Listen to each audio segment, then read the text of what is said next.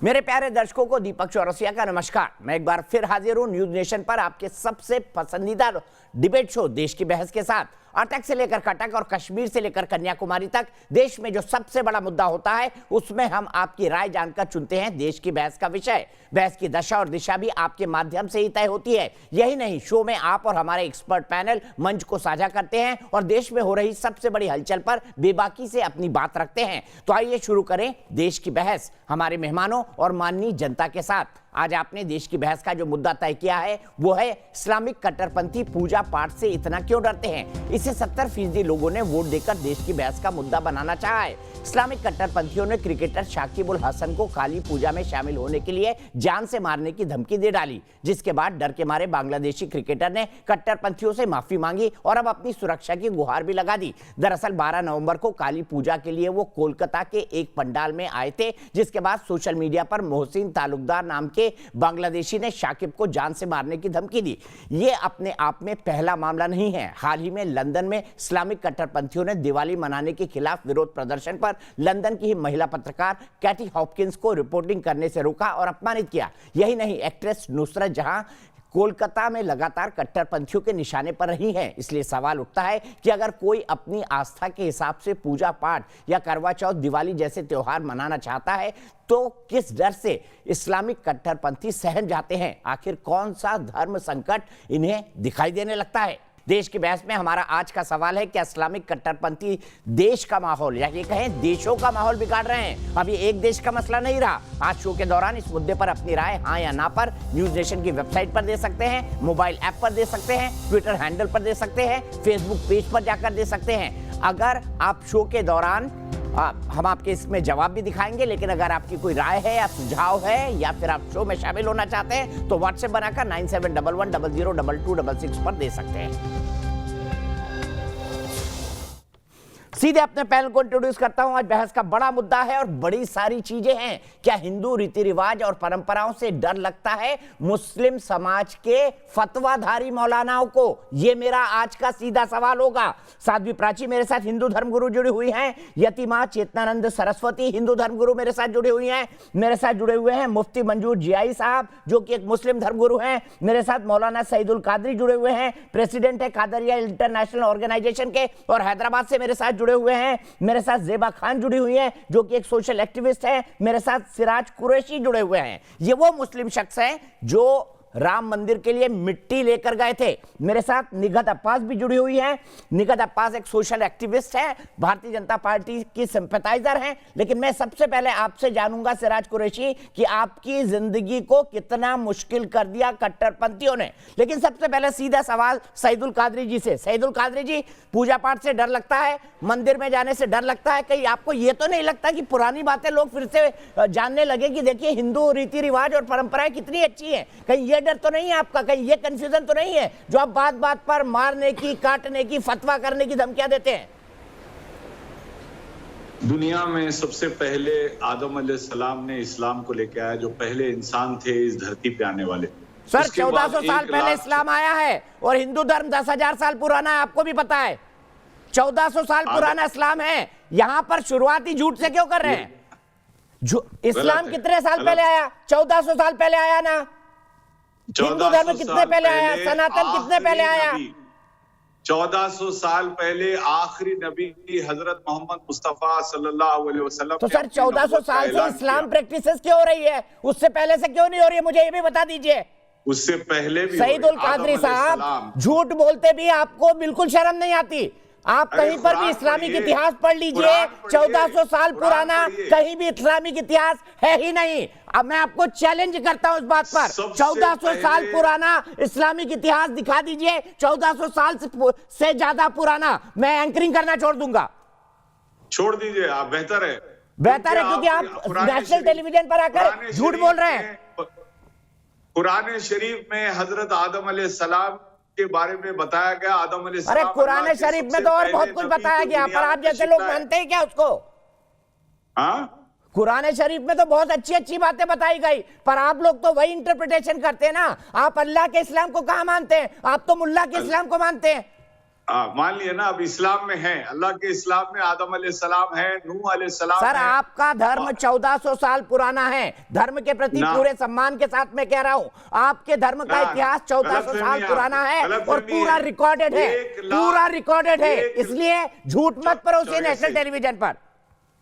1,24,000 अंबिया इकराम, रसूल, प्रॉफिट्स इस दुनिया में आए और आखिरी नबी हजरत मोहम्मद मुस्तफा सल्लल्लाहु अलैहि वसल्लम है। और हदीस शरीफ में आया कि सबसे पहले आदम अलैहिस्सलाम इस दुनिया में तशरीफ लाए और वो हिंदुस्तान का ही हिस्सा था जो अब श्रीलंका बन गया, और जुल्किफल नाम से जो है कुरान में बताया गया, जो कि मैं आपका अधूरा अधकचरा ज्ञान नहीं सुनना चाहता। इसी सवाल को मैं लेके जाना चाहता हूँ साध्वी प्राची जी के पास। सईदुल कादरी जी, मेरे मन में आपके लिए जितना सम्मान था ना, आप झूठ बोलने लगे अभी यहाँ पर। माफ कीजिएगा ये कह रहा हूँ। क्या पढ़े आप, हदीस ने पढ़े, ये इस्लाम की बेसिक नॉलेज है। दिक्कत अब्बास जी, जितनी मेरी पढ़ाई है इस्लाम के बारे में, मैं आपसे जानना चाहता हूँ, सच बताइएगा कि 1400 साल पुराना से पुराना कोई इतिहास मिलता है इस्लाम धर्म का? सबसे पहले दुनिया में आए आदम अलैहिस्सलाम, तालीम ली और मैंने पढ़ा है। नूह अलैहिस्सलाम अल्लाह के, सुन लीजिए सईदुल कादरी जी, सुन लीजिए प्लीज। जिसको ईसा अलैहिस्सलाम कहते अल्लाह के नबी थे, मूसा अलैहिस्सलाम इस्लाम का इतिहास ही नहीं पता दीपक जी। हर किसी ने नमाज सिखाई, हर किसी ने अल्लाह का पैगाम सिखाया। ठीक है, एक मिनट, यतीमा के पास चलता हूँ, निगत दे, इसके बाद आपके पास आऊंगा। यतीमा बताइए, क्या इनको इतिहास पता है इस्लाम का, और क्या कहता है इस्लाम का इतिहास? जी, झूठ कादरी साहब पता नहीं क्यों झूठ बोल रहे हैं, किस बात का भय है? मोहम्मद का जो इस्लाम पूरे विश्व पर थोपने का प्रयास किया जा रहा है, वो मोहम्मद का इस्लाम है, जिस पर फ्रांस में कत्ल कर दिया जाता है, कार्टून बनाने वालों का कत्ल कर दिया जाता है। वो मोहम्मद अल्लाह का कार्टून नहीं, मोहम्मद साहब के कार्टून के बनाने पर कत्ल किया। अरे आप झूठ बोलते रहेंगे और सब स्वीकार करते रहेंगे, ये अब नहीं होने वाला है कादरी जी। जरा सुन लीजिए, 1400 साल पहले आपने अरब में मंदिर तोड़े और मोहम्मद ने मोहम्मद के पिता क्या वो आदम अलैहिस्सलाम को अल्लाह का नबी मंदिरों के महल थे उन। अरे झूठ मत बोलिए, इस्लाम अरे आदम अलैहिस्सलाम अल्लाह के नबी, पहले नबी जो दुनिया में तशरीफ लाए, किया जा रहा है, वो दुनिया का पहला इंसान जो इस धरती पे आया वो आदम अलैहिस्सलाम है, और हमारी और आपकी माँ बीबी हव्वा आए दुनिया में, और आप लोगों को डर इसलिए लगता है, आप लोग इसलिए डरते हैं क्योंकि आपकी जड़ें भी हिंदू धर्म से निकली हुई है। बिल्कुल ना किसी से डरे हैं, ना डरेंगे इंशाअल्लाह। आपने जो आइडियल्स खड़े किए हैं, किसी से नहीं डरे। आपके वेदांत उठा के देखिए, वेदांत उठा के देखिए, उसके अंदर भी ये सब लिखा हुआ है। वेदांत पढ़िए, वेदांत हिंदू धर्म के हो है तो वेदांत पढ़िए। शिर्क आपका गुनाह है ना, शिर्क आपका गुनाह है ना, अल्लाह के सिवा और मोहम्मद अल्लाह के अलावा आखिरी नबी मोहम्मद की इबादत के अलावा किसी की भी इबादत आप लोगों की गुनाह है ना। और गुनाह का अर्थ है गुस्ताखे रसूल, और जो गुस्ताखे रसूल है उसकी सजा है कत्ल, जो आपने कमलेश तिवारी के साथ किया।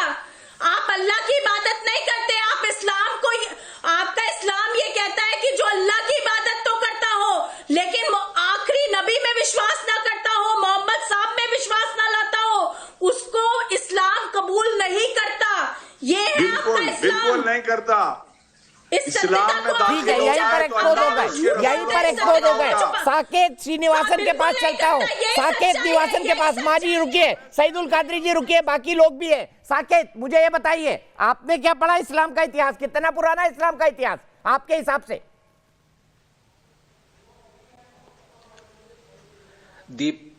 दीपक जी, आप बिल्कुल सही कह रहे हैं, इस्लाम का इतिहास 1400 साल ही पुराना है। मेरा बहुत ही सिंपल प्रश्न है इनसे कि लोग कहते हैं इस्लाम रिलीजन ऑफ पीस है, बट एक महज कार्टून के लिए एक टीचर की हत्या हो जाती है, ये कैसा पीस ऑफ रिलीजन है? ठीक है, मुफ्ती मंजूर जी आई, आपको साकेत को बनाए रखिए, साकेत का सवाल देंगे। भाई ये कैसा रिलीजन ऑफ पीस है कि एक कार्टून के लिए एक आदमी का सर कलम कर दिया जाता है बड़ी बेदर्दी से? मुफ्ती मंजूर जी आई, कैसा धर्म है ये पीस का, कैसा मजहब है ये पीस का?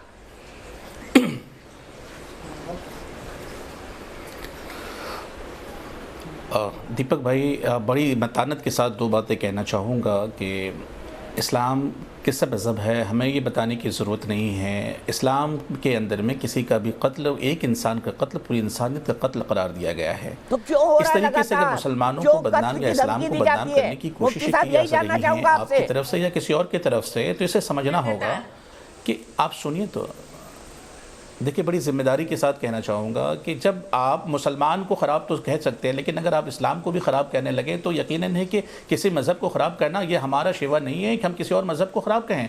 अगर आप हमारे मज़हब को ख़राब कहेंगे, और दीन में कोई ज़बरदस्ती भी नहीं है, कुरान में अल्लाह ने कहा है ला इकराह फिद्दीन, दीन में कोई ज़बरदस्ती नहीं है। तो दीपक भाई, इस बात को समझना होगा कि दीन और धर्म जो किसी की जान लेना बिल्कुल नहीं सिखाता है, लेकिन वो मुसलमान जिसने अगर कोई गलत हरकत की है तो उसके ऊपर सजाएं आयद होनी चाहिए। लेकिन आप इस्लाम को कटघरे में खड़ा कर रहे हैं, ये कहाँ का रिवाज होगा? एक नई चीज आपके पैनलिस्ट से देखने को मिल रही है। सर, मैं आपको एक इंसिडेंट बताऊंगा, 9 बजे आपको एक वीडियो दिखाऊंगा। सर मुफ्ती साहब सुन लीजिए, मेरा आर्गुमेंट भी सुन लीजिए, मेरा आर्गुमेंट भी सुन लीजिए। 9 बजे मैं आपको एक वीडियो दिखाऊंगा, लंदन का है, वहां दिवाली मनाई जा रही थी, एक रिपोर्टर कवरेज करने गई, बोला सेक्युलर देश है, दिवाली नहीं बन सकती।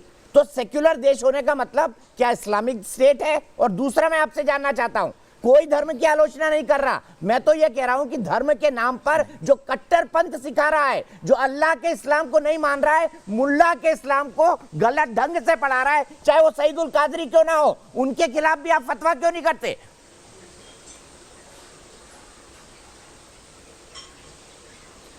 देखिए, मैं आपको बार बार ये कहूँगा और दोबारा एक बात दोहराना चाहूँगा कि इस मुल्क नहीं बल्कि पूरी दुनिया में इस्लाम को जिस तरीके से बदनाम करने की साजिशें हो रही हैं, आप इस बात को समझ रहे हैं। आप उस मुसलमान को गलत कहिए ना जो इस तरीके की बातें कर रहा है, फिर आप इस्लाम के दायरे, इस्लाम को दायरे कटघरे के दायरे में खड़ा करना चाहते हैं। आप ये उंगलियां उठा रहे हैं कि इस्लाम पूरी दुनिया के लोग देखिए, इस्लाम कभी भी किसी की हैं, जान लेने की इजाजत नहीं देता है। इस्लाम बिल्कुल ठीक, पूरी दुनिया के लोग जो बातें कर रहे हैं कि इस्लाम के नाम पर ये सब हो रहा है, वो गलत है। आपका इंटरप्रिटेशन सही है, मैं कैसे मान लूं? मुझे ये बता दीजिए। मुफ्ती जियाई साहब जवाब दीजिए, क्या इस्लाम 1400 साल से है? देखिए, मान लीजिए, अब सुन लीजिए ना आप, देखिए अब ये बात हमारे दीपक भाई ने आपके ऊपर जो उठाए हैं कादरी साहब, इस बात को दीपक भाई आप बड़े जर्नलिस्ट हैं, इनको पता है कि इनके बड़े बड़े उलमाओं से ताल्लुक हैं। ये मैं कहूंगा इनसे जरूर कि आप जरूर उनसे सीख लें कि इस्लाम कितना पुराना है। मैं इस पे नहीं जाना चाह रहा हूं, ये बात बता दीजिए ना सर, रिटर्न हिस्ट्री कितनी है, कितने साल पुरानी है इतिहास, इस्लाम की रिटर्न हिस्ट्री कितने साल पुरानी है? मुफ्ती साहब ये बता दीजिए। अभी दूध का दूध पानी का पानी हो जाएगा, जरा निकाल के दिखाइए, गूगल से निकाल के दिखाइए इस्लाम की हिस्ट्री के बारे में क्या कहते हैं एक्सपर्ट, और इस्लामिक विद्वान का कोट भी लगाइएगा, मैं पढ़ के सुनाता हूं आप दोनों को। गूगल इस्लाम नहीं है साहब। सर गूगल इस्लाम नहीं है तो आप भी इस्लाम नहीं है, और सईदुल कादरी भी इस्लाम नहीं है। बता दीजिए 1400 साल पुरानी क्या रिटर्न हिस्ट्री है इस्लाम की? मुझे बताइए, मैं चुनौती देता हूं आपको, 1400 साल पुरानी क्या रिटर्न हिस्ट्री है इस्लाम की? बताइए। इस्लाम लीजिए, चुनौती कबूल है हमें। सुनिए, सुन लीजिए मुझसे सुन लीजिए। इन्ना दीना इंदल्लाहिल इस्लाम, ये इस्लाम क्या है आप जानते हैं इसे? ये इस्लाम, मुसलमान को कटघरे में खड़ा कीजिए। बार बार मैं कहूंगा कि जिसने गलती की उसको कटघरे में खड़ा कीजिए, लेकिन आप अगर इस्लाम को कटघरे में खड़ा करने की बात करते हैं तो आप जाकर दीवानों से सीखिए कि इस्लाम क्या है और पूरी दुनिया इस वक्त क्यों परेशान है। मोहम्मद रसूलुल्लाह की तारीख नहीं है, इस्लाम की तारीख की बात आप करें। सर मैं सिर्फ ये कह रहा हूँ यही मैं बताना चाहता हूँ कि इतिहास कितने साल पुराना है? 1400 या उससे ज्यादा? अगर 1400 से ज्यादा है तो यहाँ मुझे सबूत दीजिए चाहिए। लेकिन इस बात को आपको हमें और समझना होगा कि इस्लाम को कटघरे में लाने के बजाय उस कट्टर आदमी को कटघरे में क्यों नहीं लाते हैं आप? एक बैठे हुए ना सईदुल कादरी, इनको भी कटघरे में लाइए।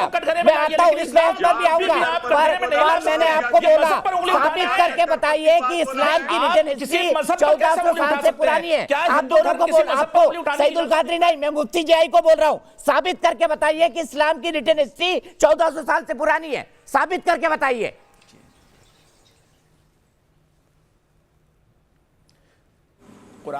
कुरान इस बात को अलल ऐलान ये कहता है कि इस्लाम की जो बुनियाद है रसूलुल्लाह सल्लल्लाहु अलैहि वसल्लम ने नहीं डाला, हजरत आदम अलैहिस्सलाम से इस्लाम की बुनियाद है।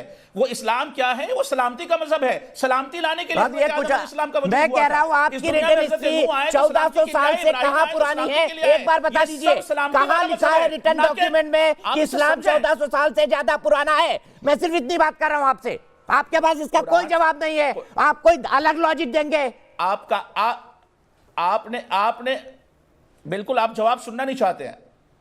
सुनाइए, लॉजिकल होना चाहिए आप इसको सुन और उन अल्फाजों का इस्तेमाल करिएगा जो देश की जनता समझ सके, उन किताबों को कोट करिएगा जो देश की जनता समझ से सके। लेकर के क़यामत तक का मजहब है इस्लाम।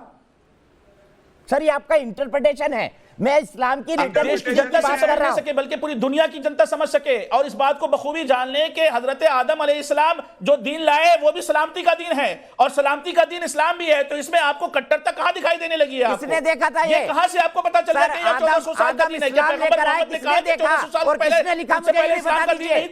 किसने देखा और किसने लिखा मुझे ये भी बता दीजिए। तौरात में है, जूस की किताब में भी है, ये मेरे प्रॉफिट ने हमें बताया है, ये हमारे प्रॉफिट ने बताया है। सुनिए ना, ये हमें हमारे प्रॉफिट ने बताया। दीपक भाई, इस पर बाज़ाब्ता हम क्लास दे सकते हैं और आकर के आपके जानने वालों को भेज दिए तो हम उनको बाज़ाब्ता क्लास देंगे कि इस्लाम कितना पुराना मजहब है। आज हमारा मुद्दा इंपॉर्टेंट यह है कि मुल्क में जिस तरीके का वातावरण हो रहा है इस पर बात करना ज्यादा मुनासिब होगा आपके लिए। वजह यह नहीं है कि आप इस्लाम पर बात करें या मुसलमानों पर बात करें, आप तो गुलनाज पर बात करने को तैयार नहीं हो रहे। आप बांग्लादेशी बच्चे के बारे में बात कर रहे हैं, आप उस बिहार की लड़की के बारे में बात करने को तैयार नहीं हो रहे। देखा करिए, गुलनाज पे भी बात हो चुकी है, गुलनाज पे भी बात हो चुकी है। आप लोगों के पास एक विक्टिम कार्ड का एक्सक्यूज होता है, उससे ज्यादा कुछ नहीं। गुलनाज हाजीपुर की एक बच्ची है, उसका मुद्दा भी हमने ही सबसे पहले उठाया था और आपको भी हमसे ही जानकारी मिली है। आपको कोई आकाशवाणी नहीं हुई कि वैशाली हाजीपुर में क्या हो गया, आपको आकाशवाणी नहीं हुई, आपको भी हम जैसे पत्रकारों से जानकारी मिली है, आपको भी हम जैसे पत्रकारों से जानकारी मिली है। देश का सवाल नहीं है ये। आप शकीबुल हसन देश का हमारा बंदा नहीं है सर। मैं तो नुसरत जा, ठीक है, मैं आता हूँ, इस बात पर आता हूँ। मैं जानना चाहता हूँ, अगर मैं गलत हूँ तो मैं अपने आप को सही करूंगा। क्या इस्लाम की रिटर्न हिस्ट्री क्या 1400 साल पुरानी से ज्यादा कहीं लिखी हुई है? इस्लाम की रिटर्न हिस्ट्री बताइए। दीपक जी, आपने ये जो बात कही, मैं दोबारा इसी को आई विल रीआइटरेट कि जो रिटन हिस्ट्री है इस्लाम की वो 1400 साल पुरानी ही है, चाहे कोई माने या ना माने। बहरहाल हमारी आज की जो बहस है वो ये है कि शाकिबुल हसन जैसे व्यक्ति जिन्होंने एक मैसेज पहुंचाने की कोशिश करी उनके ऊपर कादरी साहब ने आपके बीच में, दीपक जी ने चुप करा लीजिए, उसके बाद मैं बोलना चाहती हूँ। मैं किसी के बीच में नहीं बोली, मैं ये बिल्कुल अप्रिशिएट नहीं करूंगी कि कादरी साहब फिर से चिल्ला जबरदस्ती की जिरा कर रहे हैं, जबरदस्ती की जिरा कर रहे हैं। निगत बोलिए आप। धन्यवाद। असल में ये क्या है ना, जो कट्टरपंथी लोग हैं ये अपनी सहूलियत के हिसाब से जागते हैं और मैं बड़ी जिम्मेदारी के साथ ये बात बोलूंगी, जो कट्टरपंथी लोग हैं ये वो आस्तीन के सांप है जो आपको डसते नहीं है पर धीरे धीरे आपकी आस्तीन में रहकर आपकी नसों से खून चूसते रहते हैं। निकिता तोमर की लव के नाम पे, प्यार के नाम पर दिन दहाड़े हत्या कर दी जाती है और ये चुप रहते हैं। एक मासूम बच्ची को आईएसआईएस का एजेंट बना दिया जाता है जबरन शादी करके और ये चुप रहते हैं। हलाला के नाम पर निरंतर रेप होते आते हैं और ये चुप रहते हैं। ये कब आवाज खोलते हैं? जब नुसरत जहां बिंदी लगा लेती है। ये कब आवाज खोलते हैं? जब एक मुसलमान बेटी अपने बाल खोल के आ जाती है। ये कब आवाज खोलते हैं? जब इन्हें दिखने लगता है कि इनका निजी फायदा होने वाला है। आप याद करें, ज्वेलरी कंपनी ने एक एडवर्टाइजमेंट बनाया था, हाहाकार मचा दी थी लोगों ने ये कहकर मैसेज गिविंग एटीट्यूड है उस कंपनी का और इतना खूबसूरत एडवर्टाइजमेंट बनाया है। अरे आज शाकिबुल हसन ने यही तो किया है, एक मैसेज तो दिया है कि पूजा में जाकर उसने अपने आप को ये दिखाया कि वो कितना सेक्युलर है। पूजा में जाकर उसने ये एक मैसेज तो दिया है ना जनता को। आप लोगों ने उसे थ्रेट देनी शुरू कर दी, आप लोगों ने उसके ऊपर ऐसे बोलबाला करना शुरू कर दिया कि उसको मार दिया जाएगा। तो ये इसको हम कट्टरपंथी नहीं कहेंगे तो क्या कहेंगे? बिल्कुल सही कहा मुफ्ती साहब ने, इस्लाम को कटघरे में कोई नहीं खड़ा कर रहा, पर आप लोग कटघरे में तब खड़े हो जाते हैं जब आप लोग एक तरफा तो आवाज उठाते हैं, दूसरी तरफ आप अपने मुंह में दही जमा लेते हैं, आंखों पर पट्टी बांध लेते हैं। ठीक है, मुझे बताइए, यहीं से मुफ्ती साहब से सवाल पूछता हूं। मुफ्ती साहब, निकिता तोमर के हत्याकांड के बाद, वल्लभगढ़ में निकिता तोमर के हत्याकांड के बाद क्या देवबंद का फतवा आया? क्या जो हमारे कल्बे जब्बात साहब है उनकी तरफ से फतवा आया? क्या फिरंगी महली की तरफ से फतवा आया? क्या मुफ्ती जिहाद ने फतवा दिया कि उस बिटिया के साथ जो हुआ सरेआम गोली मार दी गई वो गलत है? साध्वी जी आ रहा है उसके बाद तुरंत आपके पास। साध्वी जी का पिक्चर जा रहा है, जरा देखिएगा। दीपक भाई, पूरे मुल्क में होने वाले आप दीपक भाई बहुत ही जिम्मेदारी के साथ कहूँ, मुल्क में होने वाले किसी भी गलत गतिविधि का समर्थन मैं नहीं कर सकता हूँ। हर उस गतिविधि के खिलाफ हम बोलने वाले हैं और आपके साथ सर मैं सिंपल सवाल पूछ रहा हूँ, मेरा सिंपल सवाल है मुफ्ती साहब, मेरा सिंपल सवाल है, क्या देवबंद, क्या फिरंगी महली या जो अदर सेक्ट है उन्होंने फतवा निकाला जैसा नुसरत जहां के बारे में निकालते हैं, क्या निकिता की हत्या पर किसी ने फतवा निकाला जैसे नुसरत जहां के बारे में निकालते? बताइए। और हमें भी खड़े होना चाहिए।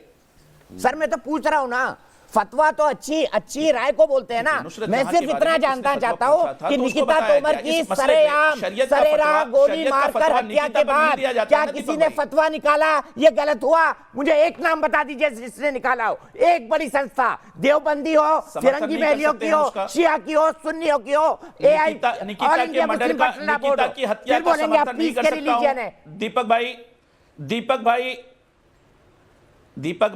निकिता के मर्डर और उसकी हत्या की मजम्मत मैं भी करता हूं, आप भी करते हैं, पूरा मुल्क करता है। इसी तरीके से आज जिस वैशाली की बच्ची का तस्करा और हम भी कर रहे हैं, हाथरस की बच्ची का मसला आपने भी उठाया था, हमने भी उठाया था। पूरे मुल्क में होने वाली इस रेप कांड के मसाइल आप और हम दोनों मिलकर के उठाते हैं। लेकिन क्या ये वक्त सही है कि हम इस पर बात करें कि शकीबुल हसन पर बात हो या देश के मुद्दे पर बात हो? के जो आरोपी हैं तौसीफ और रेहान, उनके लिए आप लोगों ने फतवा क्यों नहीं निकाला? पूछे जाते हैं वो इस्लामी के लिए होते हैं। साहब जवाब नहीं दे रहे हैं, अब उनके दिमाग में दही जमा हुआ है, अब उनके मुंह में दही जमा हुआ है। बताइए ना मसले जब आप मुझसे पूछेंगे तो मैं शरई हुदूद आपके ऊपर नहीं बताऊंगा। शरई हुदूद कादरी साहब के ऊपर लगेंगे या शरई हुदूद मंजूर जाई के ऊपर लगेंगे? तब तक इनके साथ कोई भी बात सही कर ही नहीं सकता। लव जिहाद को लेकर ये रिकॉग्निशन नहीं कर रहा। मैं लव जिहाद पे जाने नहीं जाता, मेरा तो सिंपल सवाल है, निकिता तोमर की मौत पर Firangi Mahali, Deoband, all India Muslim personal board, इमाम एसोसिएशन, सईदुल कादरी की कादरिया इंटरनेशनल, क्या कोई फतवा निकाला? हाँ या ना में जवाब मुफ्ती साहब। आपका भाई मुफ्ती मंसूर जियाई पूरे समर्थन के साथ निकिता के साथ खड़ा होगा, चाहे वो जो करने वाला हो। उस कट्टरता की हम सपोर्ट नहीं कर सकते हैं, इसे इस बात को समझें आप। सर फिर आप ये मत दिया करिएगा दुनिया भर में इस्लाम को लोगों को बदनाम किया जा रहा है, ये तर्क बैठता नहीं आपका। सीधा साध्वी प्राची जी के पास चलता हूँ। प्राची जी, नुसरत जहां पर फतवा गया, शकीबुल हसन पर फतवा गया, कई राम मंदिर के लिए जिन लोगों ने संघर्ष किया उनके लिए फतवा गया, लेकिन निकिता तोमर की हत्या पर कोई फतवा नहीं। इसको क्या कहेंगे? और आप मुझे बताइए, आप तो इतना पढ़ती लिखी है, क्या इस्लाम की रिटर्न हिस्ट्री 1400 साल से पुरानी है और हिंदू धर्म कितना पुराना है? आप भी धार्मिक हैं और अगर धार्मिक एक धर्म पर उंगली उठाता है तो दुख होता है। सर मैं खुद हर साल जियारत करने जाता हूँ, फतेहपुर सीकरी भी जाता हूँ, अजमेर भी जाता हूँ, हाजी अली भी जाता हूँ, दीपक जी मैं गोल्डन टेम्पल भी जाता हूँ हर साल। मुझ पर मत बोलिए, आप अपनी बात करिए। बिल्कुल स्वागत है आपका, खुश आमदीद है आपका। दीपक जी अच्छा एक बात बताओ दीपक भाई, मैं हनुमानगढ़ी जाने वाला मुफ्ती मैं हूँ। आपने देखा कि बाबरी मस्जिद के बाद उस मसले को लेकर सर एक मिनट रुक जाइए मुफ्ती साहब, साध्वी जी आधे घंटे से बैठी हुई है, ये उनके साथ उचित नहीं होगा। साध्वी जी बोलिए। और मेरा स्वागत वहां पर भी हो रहा था। ये हमारा मुल्क हिंदुस्तान है, यही ताकत है हमारी। अभी मैं आऊंगा आपके पास, आप कैसा स्वागत करते हैं और आपके मुल्ला लोग क्या करते हैं, उसके एक विक्टिम बैठे हुए हैं। साध्वी जी आप बोलिए प्लीज, सिर्फ साध्वी जी की आवाज। दीपक जी इनको इतिहास इस्लाम का नहीं मालूम है, ऐसे लोगों को चैनल पे मत बिठाइए आगे से, मेरी रिक्वेस्ट है। अरे पूरा विश्व जानता 1400 साल पुराना केवल इस्लाम है, पूरा विश्व जानता है। ये केवल दीपक जी आपकी बात की हम सहमति नहीं कर रहे हैं, इनको जानकारी नहीं इतिहास की भाई, ऐसे लोग बैठ जाते हैं चैनल पे। और दूसरी बात अपने धर्म की इनको जानकारी नहीं है। दूसरी बात निकिता के हत्यारों के लिए फतवा जारी नहीं कर सकते ये। दीपक जी मैं एक बात और कहना चाहती हूँ आपके चैनल के माध्यम से, आतंकवादियों के लिंक देवबंद से होते हैं, उनके लिए आज तक कोई फतवा जारी नहीं हो सकता। केवल और केवल नुसरत जहां के लिए मांग में सिंदूर क्यों भर लिया, क्रिकेटर ने आरती क्यों उतार ली, केवल उसके लिए ये गर्दन काटने के फतवे जारी करते हैं। इसी से पता चलता है कि दो विचारधारा इस्लाम में है, एक अल्लाह की और एक मुल्ला की। और ये मुल्ला की विचारधारा के लोग बैठे हैं जो अभी लड़ रहे थे आपके साथ, जिनको इस्लाम का मजहब का ये नहीं मालूम ये कितना पुराना है। अरे बच्चे बच्चे को मालूम है 1400 साल पुराना, और ये अपनी बात को जबरदस्ती थोपना चाहते हैं। भाई सच्चाई को स्वीकार क्यों नहीं कर रहे हो चैनल पे बैठ करके? इसीलिए दीपक भैया मैं आपसे एक निवेदन करना चाहती हूं, ये जो आज मुल्ला की विचारधारा है, इसकी वजह से सारी समस्या, और कुछ इनसे जरा पूछो कादरी से, कादरी साहब बताइए सूरा 9 आयत नंबर 5 में क्या उपदेश दिया गया है, बताइए जरा देश को। आप इतने अरे कुरान शरीफ में अल्लाह के नबियों के बारे में बताया गया, आमना रसूल बिमा उनजिला इलैहि मिन रब्बिही वल मुमिनून कुल्लुन आमना बिल्लाहि व मलाइकतिही। ये वो लैंग्वेज नहीं बोलेंगे जो समझ आ जाए। मुझे पता है इसमें आयत और सूरा में क्या लिखा हुआ है। साथी जी मैं 1 मिनट आपके पास आऊंगा। आप दीपक जी वो नहीं बोल सकते, ये इनकी औकात नहीं है। अरे हम ईमान लाते हैं तमाम नबियों पर, रसूलों पर जो हमसे पहले आए, और मलाइका पर, फरिश्तों पर, पूरों पर हम ईमान लाते हैं। आदम अलैहिस्सलाम अल्लाह के नबी, जीसस क्राइस्ट अल्लाह के नबी, मोसेस मूसा अलैहिस्सलाम अल्लाह के नबी, नूह। ज़ेबा जी कुछ कहना चाहती है? ज़ेबा जी आप बोलिए। मौलाना कादरी रुक जाइए, ट्रांसलेशन आ जाएगा, आपको दिक्कत हो जाएगी। ज़ेबा जी कुछ बोलना चाह रही है, ज़ेबा जी बोलिए। इनको तरीका नहीं है, कितना सरासर झूठ बोल रहे हैं। दीपक जी सबसे पहले तो मैं ये बोलना चाहती हूँ कि जो भी शाकिब के साथ हुआ वो बहुत गलत है। हम मैं इसी बात के लिए आपका सम्मान करता हूं। हमारे घर भी ईद में, बकरीद में सब आते हैं दीपक जी, और हम भी हर फेस्टिवल में जाते हैं, और बुलाना तो एक बहुत सम्मान की बात है। हमारे घर से सेवइयां जाती हैं, और हमारे घर में ठेकुआ आता है, दीपावली में मिठाइयां आती हैं, और हम जाते हैं बहुत खुशी से। ये तो बहुत अच्छा लगता है, हम इंतजार करते हैं कि कोई बुलाए, ये तो सम्मान की बात है। इस तरह की जो भी मानसिकता है इसे बर्दाश्त नहीं किया जाएगा, और कट्टरपंथ कोई भी मजहब का हो बर्दाश्त नहीं किया जाएगा। और हर धर्म सिखाता है दूसरे धर्म का सम्मान करना। अगर आप अपने धर्म का सम्मान चाहते हैं तो आप मोहम्मद साहब भी, पैगंबर साहब का भी यही कहना था कि आप दूसरे के धर्म को सम्मान दीजिए, ना कि उसका इंसल्ट कीजिए। और शाकिब तो सिर्फ एक इनॉग्रेशन में गया था, तृणमूल कांग्रेस के विधायक के बुलाने। मुझे आप बताइए ना, ये मुल्ला लोग इस बात को सिखाते हैं क्या? ज़ेबा जी जब नुसरत जहां पर रोज फतवा आता है, जब राम मंदिर की मिट्टी ले जाने वालों को जान से मारने की धमकी मिलती है, जब आरती के लिए 2 महिलाओं के पोस्टर अलीगढ़ और वाराणसी में लगाए जाते हैं, वाराणसी में आरती करने पर देवबंद फतवा निकालता है, तो क्या मुल्ला का इस्लाम मानने वाले लोग, जिसमें इंक्लूडिंग देवबंद है, मैं तो आपको एग्जाम्पल दे रहा हूं, क्या वो ये चाहते हैं जो आप बातें आप कह रही हैं? मैं तो आपकी बात का सम्मान करता हूं, आपने जो कहा, क्या वो ये चाहते हैं? और अगर नहीं चाहते तो फिर, अगर नहीं चाहते तभी तो फतवा निकालते हैं ना। लेकिन दीपक जी मेरे जैसे एक बहुत बड़ा तबका है जो सभी को सम्मान करता है और सभी के धर्म को सम्मान करता है, मोहब्बत से चलना चाहता है। मेरा घर खुद मंदिर के पास है दीपक जी, और हम हर फेस्टिवल में आता है, सभी आते हैं और बहुत प्यार मोहब्बत से रहते हैं, इंतजार करते हैं। मैं इस तरह के किसी भी बात का, स्टेटमेंट का और फतवा का एकदम सख्त विरोध करती हूँ, और ऐसे लोगों ठीक है ज़ेबा जी, लेकिन मेरे साथ अगले दर्शक मेरे जुड़ेंगे, लेकिन उससे पहले मुफ्ती साहब आपको बड़े सम्मान के साथ एक बाइट सुनाना चाहता हूं, फिर मैं सिराज भाई के पास जाऊंगा, क्योंकि सिराज भाई भुक्तभोगी है। लेकिन आपने चूंकि एक मुद्दा उठाया कि इस्लाम को दुनिया भर में बदनाम किया जा रहा है, आपने अच्छा किया कि सिर्फ भारत का नाम नहीं लिया, दुनिया भर में इस्लाम क्यों बदनाम हो रहा है इसकी मैं एक प्रत्यक्षदर्शी आपको दिखाता हूं, सुनिएगा ध्यान से। इस्लामिक कट्टरपंथी दुनिया को कैसे धमकाते हैं इसकी तस्वीर आपको दिखाने जा रहे हैं। दिवाली के दिन लंदन में ब्रिटिश पत्रकार कैटी हॉपकिंस कवरेज कर रही थी, उन्हें दिवाली कवरेज से न सिर्फ रोका गया बल्कि बदसलूकी की गई। इसके बाद ब्रिटिश महिला पत्रकार का गुस्सा फूट पड़ा, देखिए।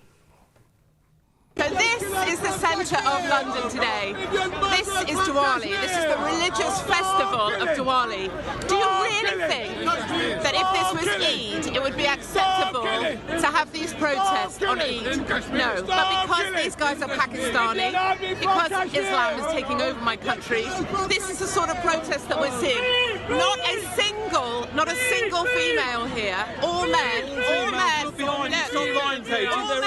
All men protesting. All men.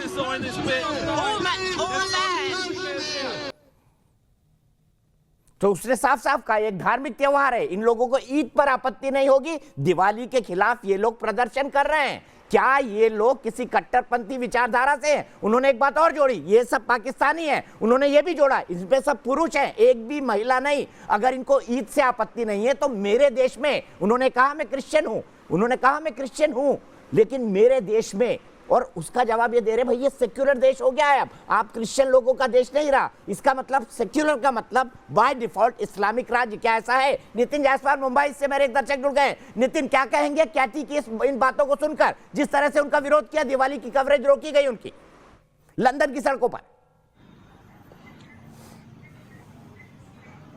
जी मैं बिल्कुल कहना चाहता हूं कि देखिए, इस्लाम को हम लोग नहीं बदनाम कर रहे हैं, ये इस्लाम को खुद इस्लामिक आस्थाओं को मानने वाले लोग बदनाम कर रहे हैं। ठीक है, पूरे विश्व में ऐसे एग्जाम्पल्स आ रहे हैं जिसमें कि इस्लाम का कट्टरपंथी चेहरा सबको नजर आ रहा है। एक्चुअली ये बार ये बात आती है, हम लोग कई सालों से सुनते आ रहे हैं कि इस्लाम खतरे में है। मैं ये मानता हूं कि इस्लाम या कोई भी धर्म वही खतरे में हो सकता है जो कमजोर हो।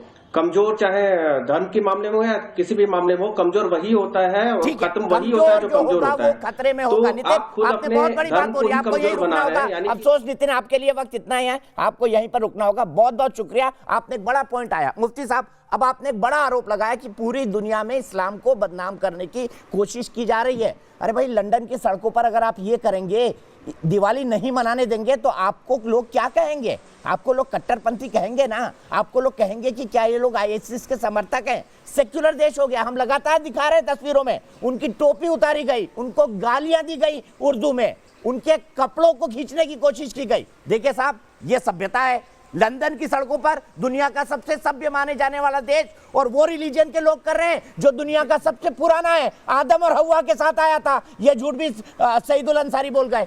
बोलिए मुफ्ती साहब, आप बताइए इस्लाम को कौन बदनाम कर रहा है?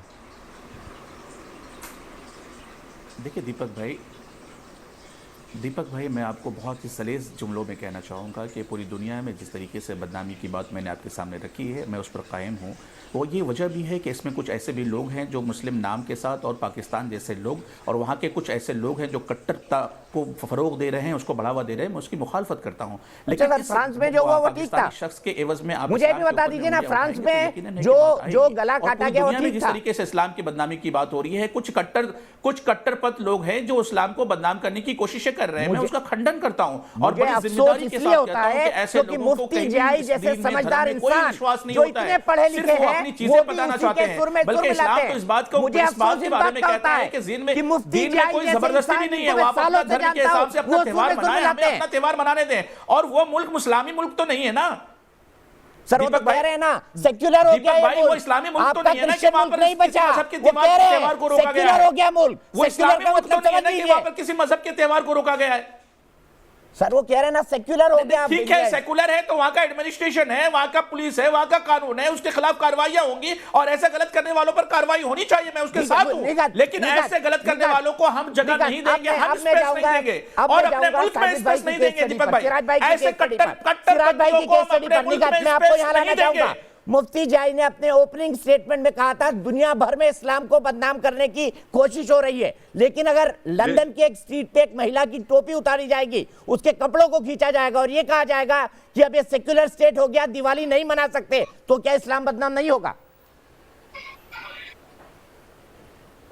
बिल्कुल, और ये हम पराए देश क्यों जाएं? अभी हाल ही में लंदन का तो आपने बताया, फ्रांस का हम सबको पता है कि किस प्रकार चर्च में घुसकर एक बुजुर्ग महिला के ऊपर अत्याचार करा गया, उसे मार दिया गया बेरहमी से। जबकि हमारे यहाँ तो पैगाम हजरत मोहम्मद सल्लल्लाहु अलैहि वसल्लम में यही दिया है कि अगर मेरे बारे में कोई मजाक भी उड़ाता है या मेरे बारे में कोई अभद्र भाषा का भी प्रयोग करता है तो उसे माफ कर दीजिए। पर आप लोगों ने उस बात का समर्थन किया कि हाँ जाकर मारिए और अपने देश के अंदर आ जाते। अभी कोविड में ही हमने देखा कि पुलिस कर्मी हो गए, हेल्थ केयर वर्कर्स हो गए, सिर्फ एक कम्युनिटी ही ऐसी क्यों थी कि जब उनका कोविड टेस्ट के लिए उनके इलाके में जाया गया तो छत पर खड़े होकर पत्थरबाजी करी गई। एक कम्युनिटी के ही लोग ऐसे क्यों थे कि नर्स के सामने इतने अश्लील तरीके से उन्होंने कपड़े उतार दिए? ये सिर्फ एक कम्युनिटी से क्यों क्यों आते हैं? झूठे इत्तलात थे, झूठ था। कोविड-19 के पैंडेमिक में ये सुना कि हमारे ऊपर टेस्ट जबरन करे जा रहे हैं और ये तो फैलाया जा रहा है जबरदस्ती, कोविड-19 मुसलमानों को दिया जा रहा है। तो जब आप बॉम्बे हाईकोर्ट का स्टेटमेंट भी सुना होगा बहन आपने कि आप लोग खुद बरगला रहे हैं, बहका रहे हैं लोगों को। अरे आज सुप्रीम कोर्ट पूछ रहा है, ये गलत मीडिया की गलत रिपोर्टिंग। जब आप जी आप भी कटघरे में आ जाएंगे, क्यों आप लोगों को ये तो मैसेज लगता है कि दो लड़कों ने मंदिर में जाकर नमाज पढ़ी, पर अगर एक लड़का जाकर, एक मुसलमान लड़का जाकर पूजा में, दुर्गा पूजा में शामिल होता है, जबकि वो पूजा भी नहीं करता, तो भी उसे आकर खुले मंच में बेचारे को माफी मांगनी पड़ती है क्योंकि उसको जान के लिए धमकियां आ रही होती हैं। मुझे तो कभी कभी ना दीपक जी ऐसा भी लगता है कि ये जो लोग हैं ना, जो कट्टरपंथी बनकर टीवी पर बैठे होते हैं, ये वाकई में कट्टरपंथी नहीं है। मुझे कभी कभी ऐसा लगता है कि शायद इनके ऊपर भी प्रेशर है, शायद इनको भी जान की थ्रेट आती है और मजबूरी में इन्हें ऐसे क्या कट्टरता हमें आपको दिख गई निकट जी, क्या कट्टरता हमारे अंदर दिख गई आपको? आप इस्लाम पर उंगलियां उठानी है और आप कट्टरता कह रहे हैं। तो मुझे शक होने लगता है कि शायद आप लोगों के ऊपर प्रेशर बनाया जा रहा है, आपकी जान को खतरा है और यही वजह है कि आप सर लंदन की सड़कों पर भी खड़ा है, फ्रांस में भी खड़ा है, और जो भोपाल में फ्रांस के समर्थन करने के लिए जुलूस निकाल रहे थे वो भी खड़े हैं, जिनका आप समर्थन करते हैं। मुफ्ती जी आधी अधूरी बात मत बोलिए, आधे अधूरे रिफॉर्मर मत बनिए, सीधे में चलता हूँ। मेरे साथ मोहम्मद लुकमान सतना से जुड़ेंगे, लेकिन उससे पहले सिराज कुरैशी। सिराज भाई आपसे जानना चाहूंगा, आप राम मंदिर की मिट्टी लेकर गए, आपके साथ क्या क्या हुआ? चलिए अब देश की बात कर लेते हैं। सुनिएगा साध्वी प्राची जी, सुनिएगा, ये आपका सुनना बहुत जरूरी है। सिराज भाई बताइए, जब आप राम मंदिर की मिट्टी ले जाकर गए तब आपके साथ क्या हुआ बताइए। यहाँ पर बैठे हुए हैं सामाजिक सौहार्द के तीन बड़े धुरंधर। सलाम अल्लाह के नबी थे नहीं थे? देखिए सिराज पहले ये बोलो। इनका माइक बंद करा दे तो मैं बोलूं। कोई नहीं बोलेगा, आप बोलिए। पहले दीपक भाई आपको और पूरे देश को दीपावली की और छठ पूजा की बधाई देता हूं। आपको भी बहुत बहुत बधाई, पूरे पैनल को। जी इंशाल्लाह ताला हम सब इस देश के लोग हैं, हम भगवान राम के प्रति अपनी मोहब्बत रखते हैं माशाल्लाह, और उसी के तहत हम जब भगवान राम के मंदिर का निर्माण होना शुरू हुआ था 5 अगस्त को, उससे पहले ही मैं और मेरे साथी फैज मोहम्मद खान साहब, डॉक्टर इमरान साहब माँ कौशल्या देवी धाम से, जो कि भगवान श्री राम का ननिहाल है, वहां से मट्टी लेके गए और देश के कई सारे स्थानों की मट्टी ली और मुस्लिम समाज की तरफ से हमने वहां पे जाके मट्टी पेश की। जब हमने मट्टी पेश की उससे पहले ही इतना हम लोगों को ट्रोल किया गया कट्टरपंथियों के द्वारा, इतना ट्रोल किया गया कि कई तरह की धमकियां कि हमारे हाथ तोड़ दिए जाएंगे, पैर तोड़ दिए जाएंगे वगैरह वगैरह, और भी बहुत सारी बातें हमारे फेसबुक पे और व्हाट्सएप पे कई तरह की बातें आई। मतलब हालांकि इतना हो गया कि हम लोगों को अपनी पहचान छुपा के अयोध्या जाना पड़ा, क्योंकि हम लोग भी जिद्दी हैं। हमने भी निश्चित कर रखा था कि भगवान श्री राम की जो मंदिर निर्माण हो रहा है उसमें अपना अंशदान जरूर देंगे, और वो हम लोगों ने किया। और उसके बाद कई दिनों तक हम लोगों को अपनी फेसबुक बंद रखना पड़ी और फेसबुक के साथ कई सारे मीडिया चैनल्स हमें बंद करना पड़े, क्योंकि कई तरह की धमकियां हमें आ रही थी। अब एक आपको मैं एक फोटो दिखाता हूँ, शायद आप देख रहे हैं। जी बिल्कुल देख रहा हूँ। दीपक जी देख रहे हैं आप? बिल्कुल देख रहा हूँ। ये फोटो मेरा फोटो है। मैंने इस फोटो में गेरुआ वस्त्र पहने हुए हैं, भगवा वस्त्र पहने हुए हैं। इस भगवा वस्त्र का जो फोटो था मेरा, इस फोटो को इतना ट्रोल किया गया मुस्लिम्स ग्रुप में खास तौर पे, और मुझे समाज से निकालने की धमकी, हर तरह की धमकी दी गई। तो मैं वही निवेदन करना चाहता हूं कि हम प्यारे इस्लाम को मानने वाले हैं, और अपने इस्लामी भाइयों को मैं रिक्वेस्ट करना चाहता हूं, हमारे साथ में मुफ्ती साहब बैठे हुए हैं माशाल्लाह, हमारे सबसे बड़े उलेमा होते हैं, मैं उनसे भी रिक्वेस्ट करना चाहता हूं कि आप प्लीज मुस्लिम्स को वोट। बड़ा मैं शुक्र अदा करता हूं कि हम भारत में पैदा हुए हैं, हिंदू भाइयों के बीच में पैदा हुए। हिंदू कौम इतनी प्यारी कौम है कि वो मुसलमानों हम सबको बड़े प्यार से रखती है, बर्दाश्त भी करती है।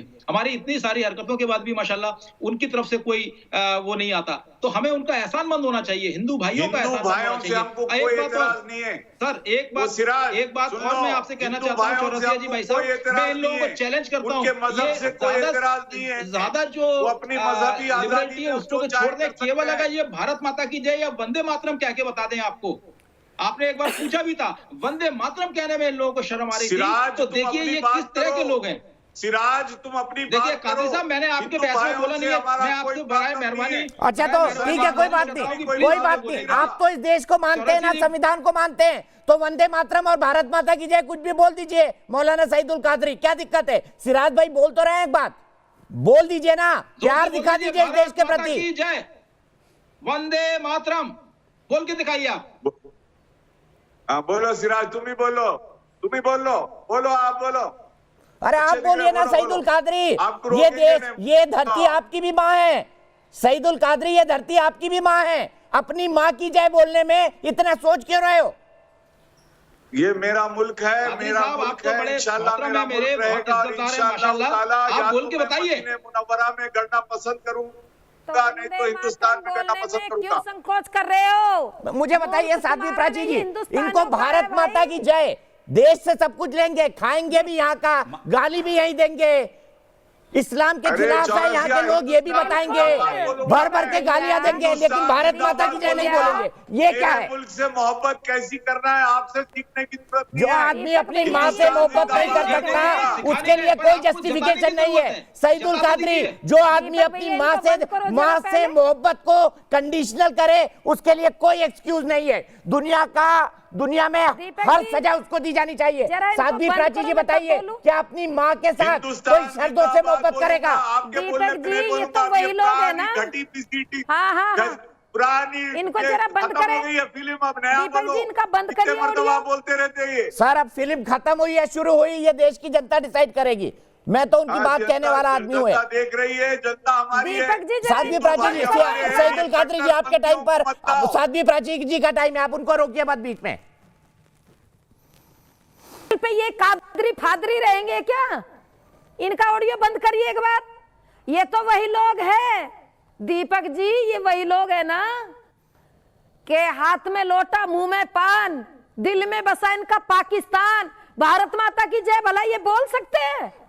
इनकी अरे ये तो केवल दिखावा कर रहे हैं। चले सच बात ये है कि हिंदुस्तानियों ने खून दिया हिंदुस्तान की रक्षा के लिए। चले गए ये लोग तो चैनल पे बैठ करके ये इस तरह की भाषा बोलते हैं, चैनल पे बैठ करके ये वंदे मातरम नहीं बोल सकते, तो आप देख सकते हैं कितना कट्टरवाद इनके दिल में छिपा है। ठीक है साथी जी, आपका ऑडियो बीच में रुक रहा है, कट रहा है, आपका वीडियो भी। मैं फिर आऊंगा आपके पास, सीधे ममता जी के काले जी के पास चलता हूँ। ममता जी सॉरी, आपको भूल गया, मुफ्ती साहब ममता जी बैठी हुई है, उसके बाद मैं आपके पास आऊंगा, ब्रेक के बाद आपसे शुरू करूंगा। ममता जी, मैं आपसे जानना चाहता हूँ सबसे पहले, क्या अपनी माँ से कोई कंडीशनल प्रेम करेगा? और मुफ्ती साहब ने गंभीर आरोप लगाया, उन्होंने कहा कि जानबूझकर इस्लाम को दुनिया भर में बदनाम किया जा रहा है। क्या ऐसा है क्या? हमने लंदन की तस्वीरें दिखाई अभी, शायद आपने देखी होंगी।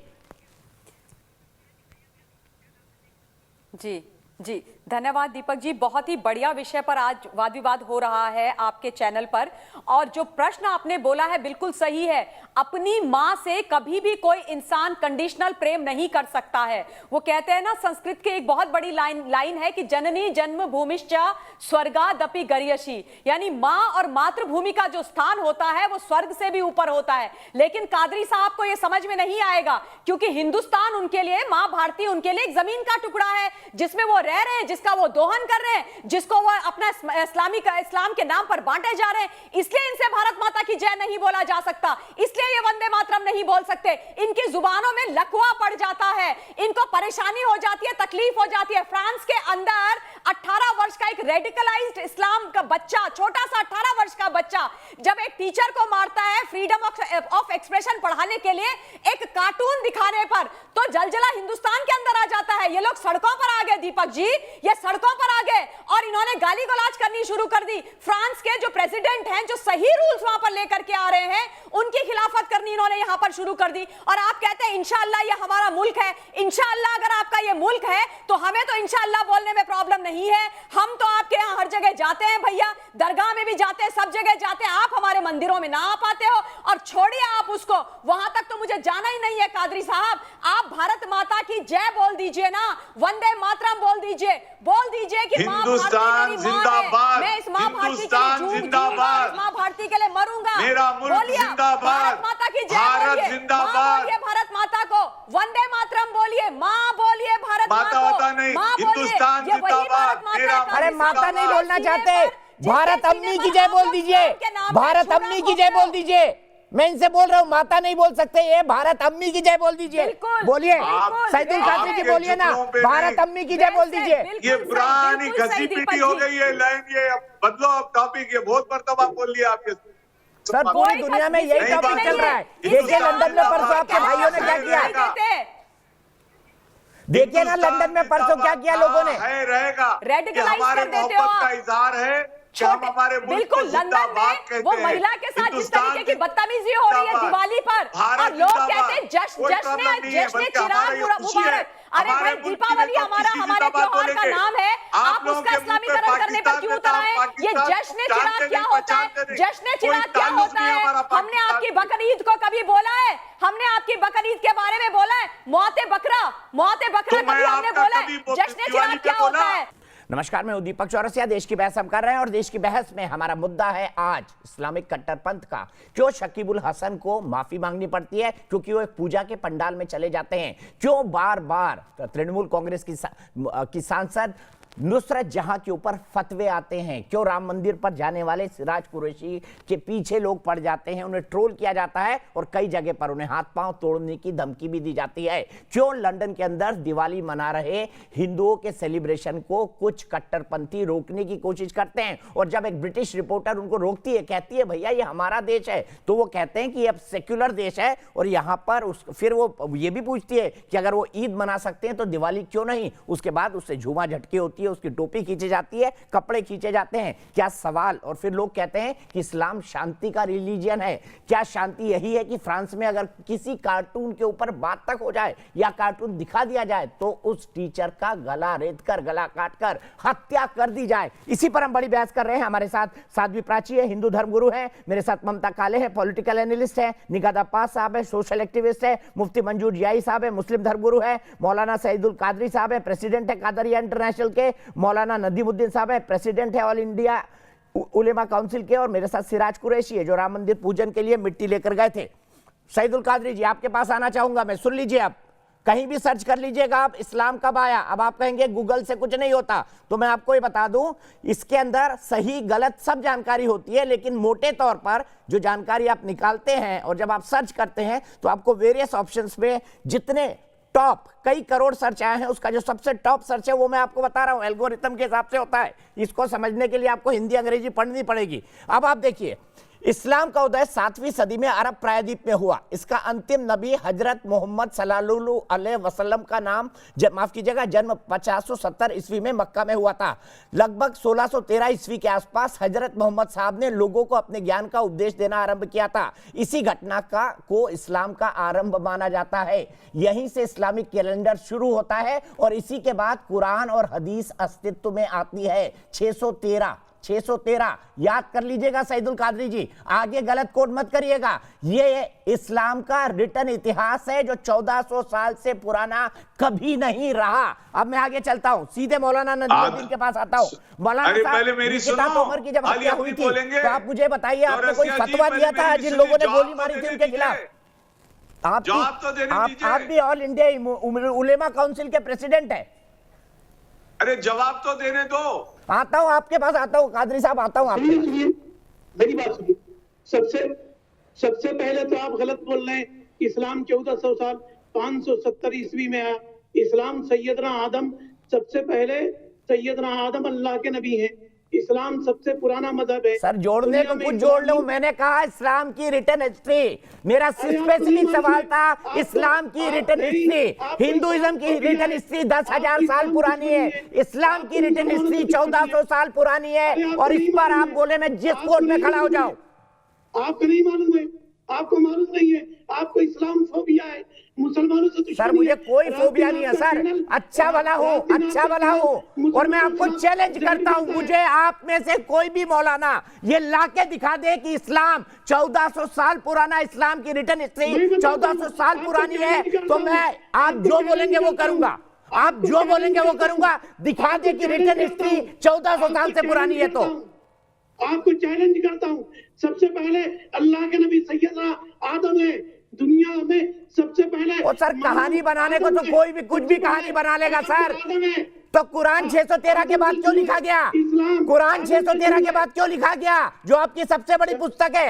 मैं सम्मान किसी का नहीं करना चाहता, बताइए 613 के बाद क्यों लिखा गया? अरे आपके सुनिए, इंजील, जबूर, इससे पहले सैयदना इब्राहिम पर सहीफे, सैयदना आदम पर, इससे पहले भी किताबें आई थी, आपको नहीं मालूम है? आप आकर के यहाँ बकवास कर रहे हैं, आप बकवास कर रहे हैं यहाँ करके। इस्लाम अमन का मजहब है, इस्लाम सबसे बड़ा मजहब है। गला काटना भी अमन है, क्यों मौलाना नदीमुद्दीन? गला काटना भी अमन है, जो फ्रांस में आप लोगों ने किया। गला काटना अमन है ना? गला काटना अमन है, बता दीजिए। गला काटना सैमुअल पैटी का अमन है, बता दीजिए। जय श्री राम के नाम पर मारना अमन है। अब उल्टी बात मत करिए, आप सैमुअल पैटी की बात करिए। बात इस्लाम पे हो रही है, बात इस्लाम पे हो रही है। ममता काले जी जब दिखा दिया है ना तो फड़फड़ाने लगे। ममता काले जी बताइए, फिर साध्वी प्राची जी के पास आ रहा हूँ। सैमुअल पैटी का गला काटना इस्लाम है, क्योंकि इस्लाम अमन का मजहब है। इसका मतलब गला काटना अमन है, इस गला काटना अमन है, क्योंकि मौलाना नदीमुद्दीन ने कहा।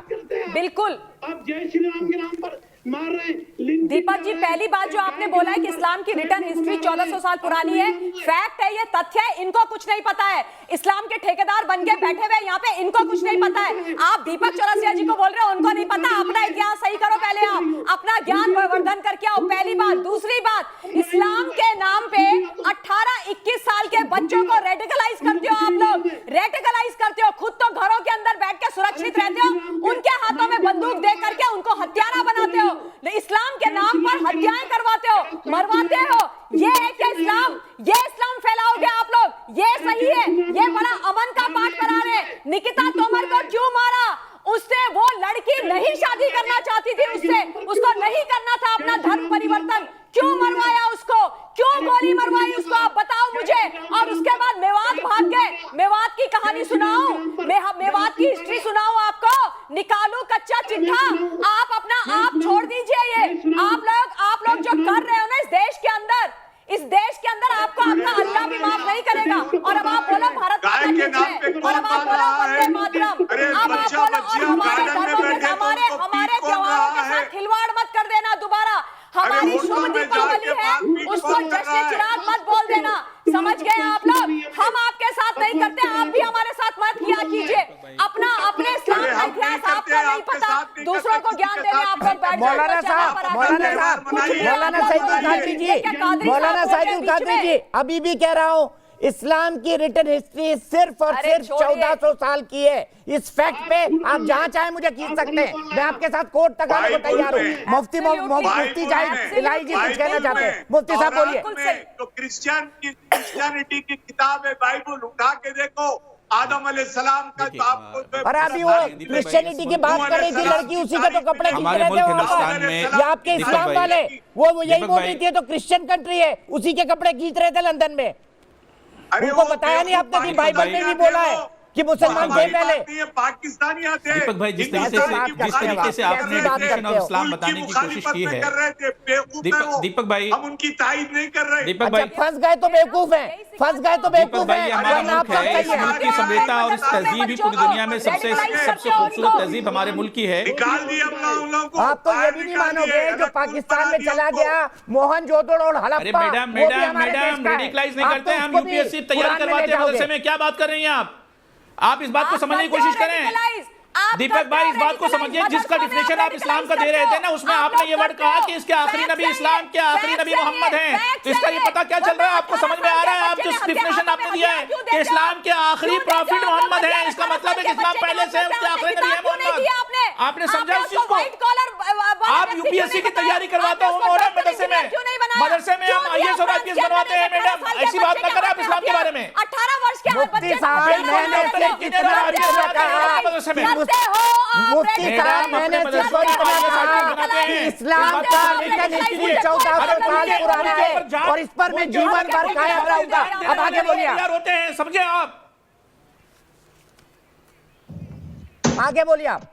मैंने अपनी बात कह दी, मैं अभी भी कह रहा हूँ और जीवन भर कहूंगा, इस्लाम की रिटर्न हिस्ट्री 1400 साल पुरानी है। प्रॉफिट मोहम्मद हैं, तो इस्लाम के आखिरी प्रॉफिट का मतलब क्या हुआ कि इस्लाम पहले से है ना साहब, उसके आखिरी प्रॉफिट मोहम्मद है। तो अभी आपने डेफिनेशन दी है, आप अपने डेफिनेशन पर कायम हो जाइए, तो आपको मालूम हो जाएगा इस्लाम पहले का मतलब कहां मस्जिदें बनी बताइए ना।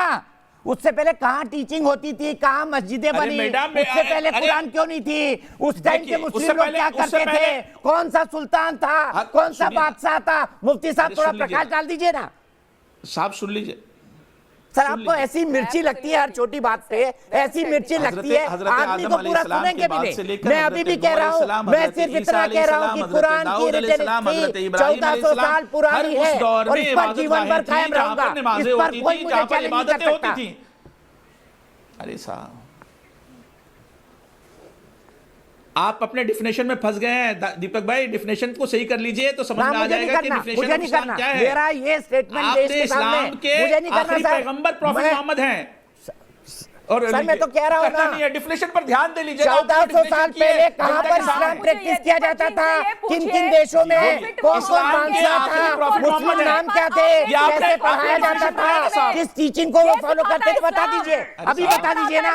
अरे साहब, इस्लाम के आखिरी प्रॉफिट मोहम्मद हैं, आदम अलैहिस्सलाम इस्लाम के आखिरी प्रॉफिट मोहम्मद है। आपने अभी कहा है और आपने अपने गूगल से कहा है तो इस्लाम के आखिरी प्रॉफिट मोहम्मद है, ना कि मोहम्मद सल्लल्लाहु अलैहि वसल्लम। आप इसको रिटर्न बता दीजिए, रिटर्न हिस्ट्री मान लूंगा ना सर आपको। तौरेत, रिटर्न हिस्ट्री, जबूर, रिटर्न हिस्ट्री, हमारी वो सारी किताबें जो कुछ नहीं आता इनको, मालूम नहीं। आप समझने की कोशिश नहीं कर रहे हैं। आप प्यार से समझेंगे ना, दूसरे धर्म को भी समझ में आने लगेगा। आप जब धार्मिक हो जाएंगे तो दूसरे धर्म को समझ पाएंगे। बच्चा आप सिर्फ जर्नलिस्ट के साथ साथ आप धार्मिक हैं, मैं जानता हूं, लेकिन आप इस बात को समझने कि किसी धर्म के मानने वाले पर उंगली उठाना आसान है, लेकिन धर्म पर उंगली उठाना यह बहुत ही नुकसानदेह है। आप समझे इस चीज को? मेरी इच्छा यह है कि ना तो मैं धर्म पर उंगली उठाऊं, ना धर्म को मानने वाले पर उंगली उठाऊं, लेकिन अगर धर्म और धर्म को मानने वाले धर्म की आड़ में गलत काम करेंगे तो उस पर उंगली उठाना मेरा कर्तव्य बनता है। हम किसी को बुरा नहीं कह सकते, लेकिन इतना जरूर हम कहेंगे कि किसी को बुरा करने से पहले खुद को अपने चरित्र देखने होंगे कि हम कितने बुरे हैं।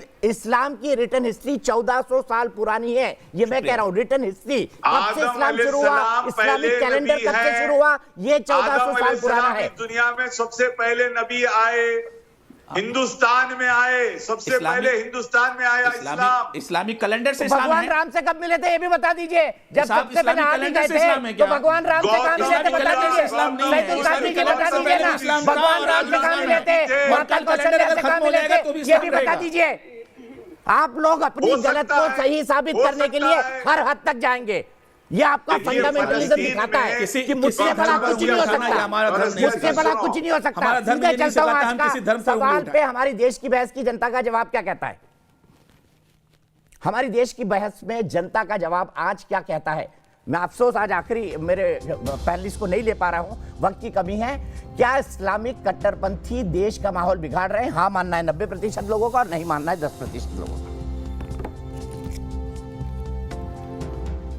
फिलहाल एक ब्रेक, लेकिन न्यूज नेशन पर खबरों का सिलसिला लगातार जारी है।